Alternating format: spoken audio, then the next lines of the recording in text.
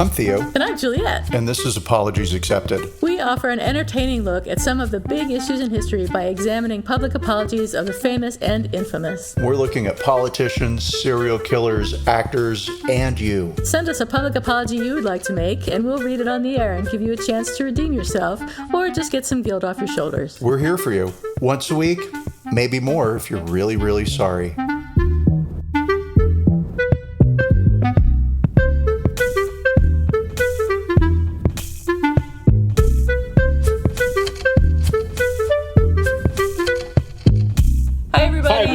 Welcome to Apologies Accepted, the podcast. This is not Theo. This is not Juliet, with not Theo. A real microphone and a laptop that is on its last legs in terms of battery juice. So Theo went out of town and forgot to bring his charger with him, which happens to everyone. It happens to me all the time. It's a Thanksgiving tragedy. So we're going to have to rush and record this episode before his battery runs out of power, and he's on like 78% now. So drama, everyone. So what's shaking bacon with you? We'll do a quick bacon. Oh, yeah, it's going to be a real quick bacon. So I did the Great American Go Visit Your Friends and Family out of state trip for Thanksgiving, and I'm visiting my friend Terry out in Palm Springs, and we're going to be cooking dinner on Thursday, which of course is Thanksgiving Day, and I'm very excited about that.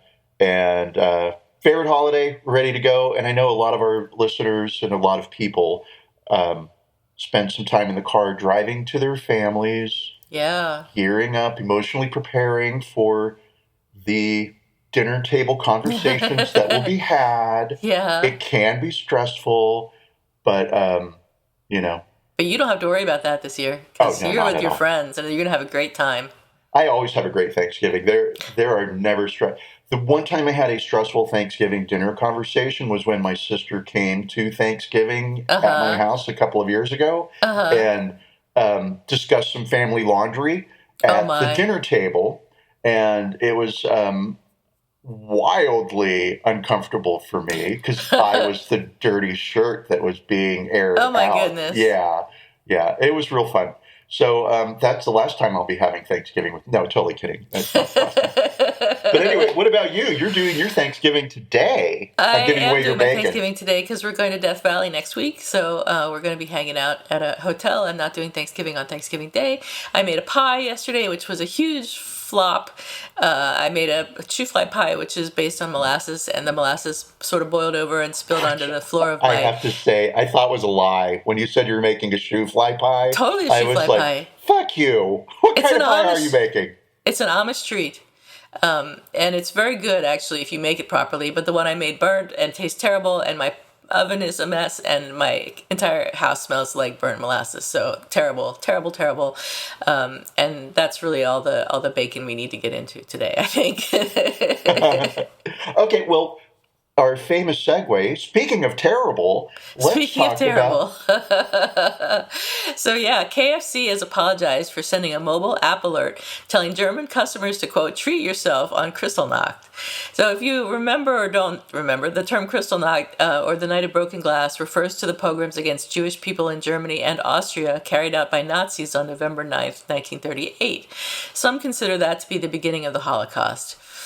The name comes from the shards of broken glass that littered the streets after the windows of Jewish-owned stores, buildings, and synagogues were smashed. The pretext for the attacks was the assassination of a German diplomat, Ernst von Roth, by Herschel Greenspan, who was a 17-year-old German-born Polish Jew living in Paris. When the French police arrested Greenspan, he said, "Being a Jew is not a crime. I am not a dog. I have a right to live, and the Jewish people have a right to exist on earth. Wherever I have been chased like an animal." So after the assassination, the racism that had been building towards Jewish people basically exploded. Jewish homes, hospitals, and schools were ransacked as attackers demolished buildings with sledgehammers. Rioters destroyed 267 synagogues throughout Germany, Austria, and the Sudetenland. Over 7,000 Jewish businesses were damaged or destroyed, and 30,000 Jewish men were arrested and eventually incarcerated in concentration camps. The Times of London observed on the 11th of November that year, 1938, no foreign propagandist bent upon blackening Germany before the world could outdo the tale of burnings and beatings, of blackguardly assaults on defenseless and innocent people which disgraced that country yesterday. The following day, Goebbels announced, "We shed not a tear for the Jews." He went on to comment on the destruction of synagogues, saying, "They stood in the way long enough. We can use the space made free more usefully than as Jewish fortresses." So Kristallnacht provided the Nazi government with an opportunity to totally remove Jews from German public life. It was the culminating event in a series of anti-Semitic policies set in place since Hitler took power in 1933. Within a week, the Nazis had circulated a letter declaring that Jewish businesses could not be reopened unless they were to be managed by non-Jews. On November 15th, Jewish children were banned from attending school, and shortly afterwards, the Nazis issued the Decree on Eliminating the Jews from German Economic Life, which prohibited Jews from selling goods or services anywhere, from engaging in craft work, from serving as the managers of any firms, and from being members of cooperatives. In addition, the Nazis determined that the Jews should be liable for the damages caused during Kristallnacht. The decree on the penalty payment by Jews who are German subjects also imposed a 1 billion mark fine on the Jewish community, supposedly an indemnity for the death of von Rath. As Robert Kempner observed, Jews were deprived of their occupations, robbed of their property, forbidden to inherit or bequeath, forbidden to sit on park benches or keep canaries, forbidden to use public transportation, forbidden to frequent restaurants, concerts, theaters, and movie houses. They were subject to specific racial laws, stripped of all their civil rights, denied freedom of movement. Their human rights and human dignity were trampled in the dust until they were deported to concentration camps and consigned to the gas chambers.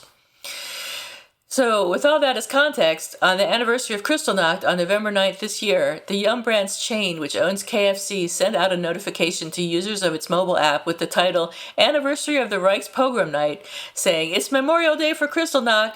Treat yourself with more tender cheese on your crispy chicken, now at KF Cheese." You know, they just missed one little bit there where they could have said something like, "It's crystal clear. Our chicken's the best." You're welcome, KFC. You may have that. This is terrible. They said, so we can talk about the apology unless you have some color to add. Well, so you went exactly down the same road I went down, which is probably the first time in the show, maybe the second, that's ever happened. Because for me, there were two avenues, right? Yep. It was sort of like, what is this thing about bots managing marketing content? How many businesses use them? And it just sort of felt like not that interesting. Mm-hmm. And also probably really big and really deep. And so I figured, look at Nazi Germany, because that's pretty easy. Yeah. Right, of course, right? And so it was, what is it about Kristallnacht why is that so bad, right? Mm-hmm, it's bad, why is it so bad? And so I wouldn't say more to add, but maybe a little bit more to add in terms of like what led up to Kristallnacht, which you actually really covered super well. So this would be sort of more like, how did the Nazis come to power, right? Sort of ish. So here we go. So Nazi Germany had been heading towards Kristallnacht for some time. In 1933, Germany's president, Paul von Hindenburg, and right now I'm just going to call out lazy writing, right? Because his last name is Hindenburg. Yeah. And if anybody isn't familiar with the tragedy of the Hindenburg, with the blimp that caught on fire, so sort of like, really? Was he related to the family that built those ships? I don't know. Maybe he was. So Paul von Hindenburg named Hitler as Chancellor of Germany in an effort to appease the Nazi Party in the Reichstag, which is Germany's parliament. So they had risen to power and had enough seats to be influenced, much like our MAGA party today, right? Hindenburg died in 1934, which then allowed Hitler to become president and chancellor, making him the Führer, or the supreme leader. He ushered in a wave of anti-Jewish laws, which were meant to purify, air quotes around that, the Aryan nation. So in 1934, these laws that started to come out called for a boycott of Jewish businesses. In 1935, non-Jewish businesses began to ban Jews as customers. Jews were not allowed to hold civil service jobs. And then on September 15th, 1935, the Nuremberg laws were passed. These were laws which were meant to, air quotes around, protect German blood and German honor. And let's see, these laws were meant to show that Jews and Germans were different, that Jews were inferior, and that there was a need to ban the contact between the two races. Laws were created that were meant to ostracize Jews and force them out of public life, and Jews lost their German citizenship, which meant they lost the rights and protections afforded to citizens of Germany. They were excluded from public office, lost the right to vote. Sex and marriage between Jews and non-Jews was criminalized. Germans were banned from employing Jewish women under the age of 45 as maids. Wow. Because once you're older than 45, I guess nobody wants to have sex with you. By 1938, you were required you were required to prove your ancestry, and only true Aryans you could only claim true Aryan blood if both of your parents and all of your grandparents were Aryan. Many Jews fled Germany, but the influx of refugees made neighboring countries anxious. And so in July of 1938, an international conference was held in Evian, France, to discuss the problem of Jewish refugees. The Dominican Republic was the only nation in the world to relax its immigration laws to allow more refugees. Wow. Everybody else was sympathetic but unwilling to assist, and Hungary and Poland were more interested in how to get rid of their own Jewish population. Now, during this period in 1938, there were individuals, there were organizations, there were philanthropists, there were nonprofit organizations that were trying to help, but there were no national governments outside of the Dominican Republic that offered any assistance. At this point, Germany expelled its Polish Jews and said they had to return back to Poland, and they were allowed to take only one suitcase. Most people didn't take food or money. They just packed their belongings and then went to the border, but they weren't allowed into Poland. So there was a buildup of refugees at the border between Germany and Poland. People didn't have food, they didn't have money, and the surrounding population was really willing to help them. So if you were in these refugee camps, you were on your own. Wow. And so that's why 17-year-old Herschel Grinchman decided that he had to act. His family was trapped at the border. And of course, he's the 17-year-old that you had opened a show with. The family was Polish, but had been living in Germany since the early 1900s. Herschel had fled to France in 1936, but his parents remained behind. On November 3rd, he got a postcard from his sister explaining the situation. We're at the camp. It is horrid, but we're trying to get back into Poland. We'll write you once we know how things will play out and how you can get a hold of us. So Herschel himself was an illegal immigrant. He had crossed into France without documentation and had applied for asylum on multiple occasions. He was refused by the French government. So he had been caught and was told he had to leave the country. He'd been hiding in France for 3 months, only going out at night, living in a maid's closet when he got the postcard from his sister. So his own situation was also quite desperate, right? And so when he finds out that his family is in a worse situation than he himself is in, he decides that he has to act. So on the morning of November 7th, he writes a postcard in Hebrew to his father, and he places it in his own wallet. The postcard reads, "With God's help, I couldn't do otherwise. My heart bleeds when I think of our tragedy and that of the 12,000 Jews who are trapped at the border. I have to protest in a way that the whole world hears my protest, and this I intend to do. I beg your forgiveness." And he put that in his wallet because I'm sure he knew he would not survive his plan, right? So he goes out and he buys a gun and 5 bullets, and he goes to the German embassy in Paris with the intention of assassinating the German ambassador. He walked in and claimed that he had an important document that he had to deliver, and he was directed to the third secretary's office, Ernst von Rott, where when he gets into the office, Herschel fires all 5 bullets. 2 hit the secretary, and initially he survives the attack and is sent to a hospital. Herschel is taken into custody, and he goes willingly.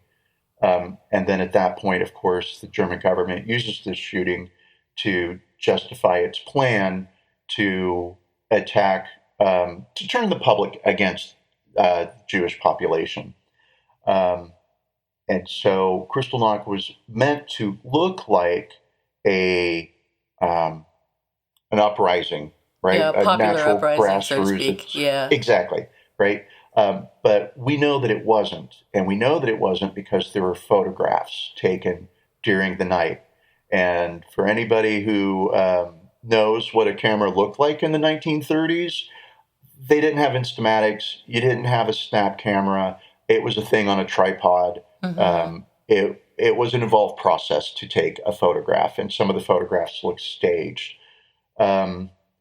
So I'll say, interestingly, Herschel wasn't the first Jewish person to assassinate a Nazi leader.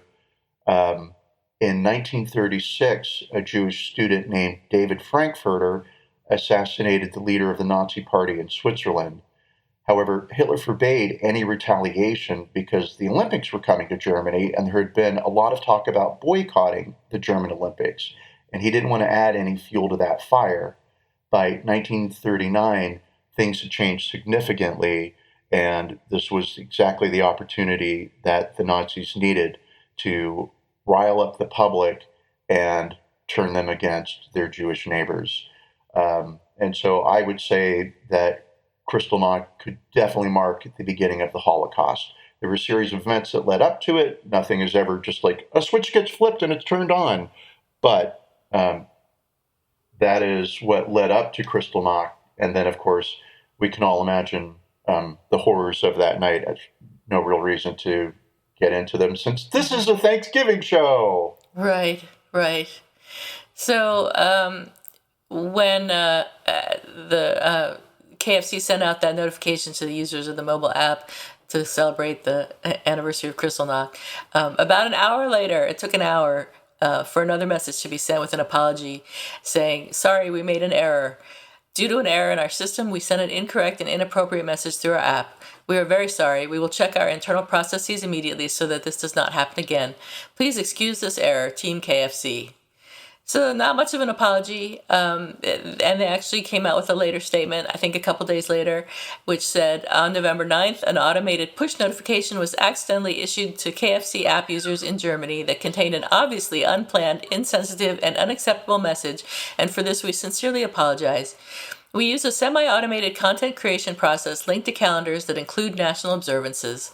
In this instance, our internal review process was not properly followed, resulting in a non-approved notification being shared. We have suspended app communications while we examine our current process to ensure such an issue does not occur again. We understand and respect the gravity and history of this day and remain committed to equity, inclusion, and belonging for all. So that's a little better than the initial apology. Yeah. A little better. Yeah. I went through and looked at the apology against our criteria for apologies, and was there an expression of regret? Not really. Was there an explanation of what went wrong? Kind of. They said that they blamed it on a bot. I'm going to say there was an over-explanation of what went wrong. The system artificial the law and the boo-doo, yeah, ties into our calendar of law, yeah. Yeah. So there was an explanation of what went wrong. There was no acknowledgement of responsibility. They tried to blame it on a bot again. Declaration of repentance. Yes, they did say they were sorry. They were sincerely sorry. No offer of repair. They didn't say we're going to give you all coupons for chicken. It's crystal clear we fucked up. And there was no request for forgiveness. So I would give this apology a 4 out of 10. I don't know how you feel. It's a real meh, right? Like, yeah, okay. Not a 5. Definitely not a 5. Yeah. So anywhere from a 3 to a 4, but let's give Okay. it. I'll follow my recent trend. I'll give it a 3.9, All where I'm one right. tenth of a point below you. That makes it harder for me to average out. So, That's why I do it. so somewhere between 3.9, 3.95 is our average for this. Sure. So yeah, not a great apology, not a great event. I find it hard to believe that nobody looked at this before it got sent out, that it was just automatically sent. So I question their. I do believe that. So Do you? I believe that, yes, because um, I worked. Well, sure, when I can say this company's name.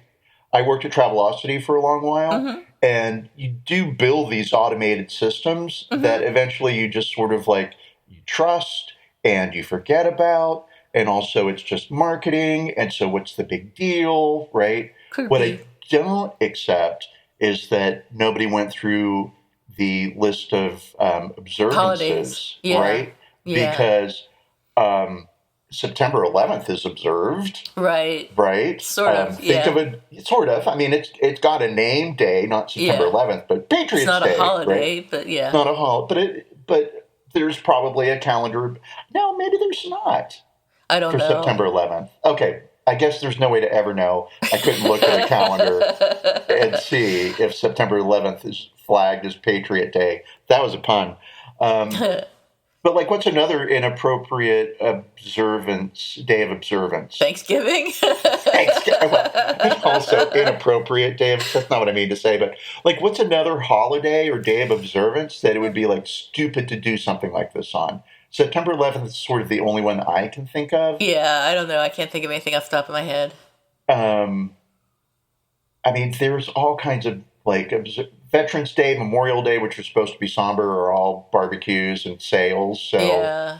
um, But yeah, I think we get what you're saying. So somebody should have reviewed this as this holiday and reviewed this as part of the list of holidays and noted, hey, we shouldn't be sending out marketing emails on Kristallnacht. yeah, sounds familiar. I wonder why. Why don't I try and Google that? Yeah, even if you didn't Right. know what it was. I'm Yeah, sure they knew what it was. I'm sure But they knew yeah, what it was. it's pretty bad that they would do that in Germany. So yeah. So do you have an apology expected or a who's sorry now? Oh, you know it's only a who's sorry now, and you know it's me. I am sorry for the audio quality. I am sorry I forgot my Oh, charger. I am at a good solid 63% of battery, oh, we have a little so time. we've got loads of time. I can't think of other than that. It would be me. So I will say I am sorry for to our listeners for having forgotten the charger. It is the tradition of great American Thanksgiving tragedies. This one will go down in history, as will your shoe fly pie. My terrible shoe fly pie. But What about you? yeah, You usually have really good like I do apologies have an apology expected. expected, and it's Yippee! not related to our topic today, but it's SpaceX, and they're facing charges of unfair labor practices after 8 former employees say they were allegedly fired for speaking out against its founder and CEO Elon Musk. Imagine that, Space Karen. Space Karen. That's his new nickname. That's And hilarious. appropriate. Reuters reports that according to employees, they were fired for being part of a group that wrote and sent a letter to SpaceX executives this past June. The letter sent to SpaceX executives focused on a series of tweets Musk had made since 2020, many of which were sexually suggestive. The employees claimed Musk's conduct did not align with the company's policies on diversity and workplace misconduct, and they called on SpaceX to publicly condemn Musk's comments. I don't know what they were thinking when they did that. But, I mean, did you really expect SpaceX, owned by Musk, to publicly condemn the owner of SpaceX? But anyway, they wanted SpaceX to more clearly define the type of conduct prohibited by company policy. So these employees have since filed a complaint to the National Labor Relations Board. The complaint, in the aftermath of what allegedly happened inside SpaceX after employees circulated the letter in June, blah, blah, blah. That sentence didn't go anywhere. I'm sorry. Well, it went to blah blah blah. So So after terminating the first set of employees, immediately after the letter was sent, SpaceX allegedly interrogated dozens of others over the next 2 months in private meetings and told them they couldn't disclose those conversations to anyone else due to attorney-client privilege, according to the complaint. So anyway, so the SpaceX people are maybe in trouble, probably not. Musk probably not in trouble, but we see him doing the same stuff with Twitter now, obviously, just firing people randomly and for basically no reason. And certainly for criticizing him, people are getting fired right and left. I'm gonna create a conspiracy theory. Yes. You ready? It's interesting to me that the Saudi Arabian government has invested money through Musk into Twitter, right? Yes. And that Twitter is now just completely a flaming shit show in a trash can rolling down a hill. Because what does that do? There's no other platform that has democratized speech or highlighted violations of human rights better than Twitter. Right. So you're saying now, Saudi Arabia has planned this all along? I don't know that they planned it, but I'm going to say they're probably not crying that, that Twitter is going to disappear. Yeah. I mean, Musk is a fucking idiot. That's Absolutely. A given, right? And great. He invited Donald Trump back to Twitter. He did. Right? Yes, he did. And Donald Trump said, "No, thanks. I'm going to stay on Truth Social. We're a platform that succeeds." Yeah. He's not on Twitter? Oh, thank God.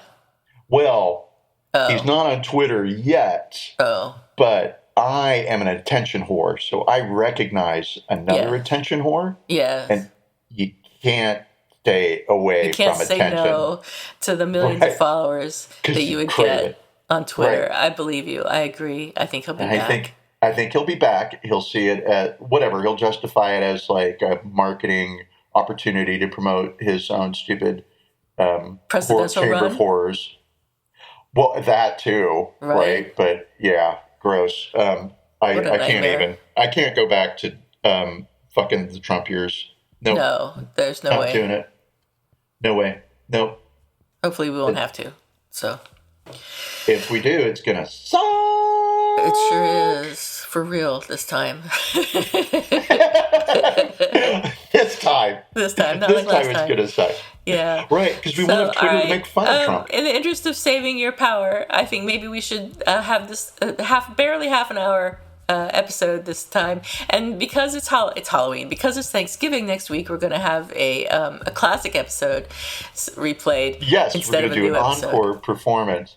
And I love your little slip there around Halloween and Thanksgiving, because I know that for you, no holiday exists outside of Christmas. It's true. They're all the same if it's not Christmas. So I'm totally excited for Christmas. Kristallnacht, Thanksgiving, it's all the same. Yeah. It's all the same. It's not Christmas. Right. So with that, thank you, everybody. Thank you, everyone. We will see you later. Stay cool, cucumbers. And we love you. Bye. We love laptop chargers more.